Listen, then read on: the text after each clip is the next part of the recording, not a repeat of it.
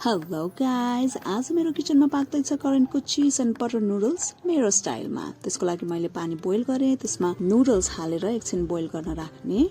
Boil भइसकेपछि त्यसलाई निकालेर साइडमा राख्ने। अब चाहिँ एउटा भाँडोमा दुध लिएको छु, नुडल्समा भएको कन्डिमेन्ट्सहरू सबै मिक्स गरेर एकछिन बोइल हुन दिने। बोइल भइसकेपछि त्यसमा हामीले बोइल गरेर राखेको नुडल्सलाई हालेर पक्क हुने गरी पकाउने। यो पिरो नुडल्सहरू खाँदा चाहिँ ब्यालेन्स आउट गर्न म थोरै चिनी पनि हाल्ने गरेको छु। हजुरहरूले चाहिँ यसमा 2 स्लाइस चिजको पनि हाल्न सक्नुहुन्छ। एकछिन छोपेर राख्ने अनि यस्तो क्रिमी चिजी हुन्छ कि नि। अब यो करेन्ट खानुको लागि मलाई चाहिन्छ साथी के हो भन्दा किम्ची।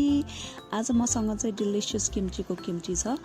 यस्तो फ्लेभरफुल, यस्तो मिठो अथेन्टिक टेस्ट छ कि नि। अस्ति मैले गिभ अवे जितेको थिएँ नि त डिलिसियस किम्चीबाट, अनि उहाँहरूले मलाई 1 केजी किम्ची पठाइदिनु भएको क्या। यस्तो मिठो छ कि नि, खानासँग नि यही खाइरहन्छु। नुडल्सको लागि त चाहियो अझ यत्तिकै पनि खाइरहन्छु के। हजुरहरू पनि म जस्तै किम्ची लभर हो भने चाहिँ डिलिसियस किम्ची एकताली ट्राई गरिहेर्नुहोस् है त। म उहाँको इन्स्टाग्राम ह्यान्डल तल हालिदिन्छु। मेरो लागि करेन्ट र kimchi is the best combo for खाजा। हजुरहरूलाई मनपर्ने खाजाको बेस्ट कम्बो पनि कमेन्ट गर्नुहोस् है त। वेल, आजलाई यति नै। Thank you all for watching. See you in my next video.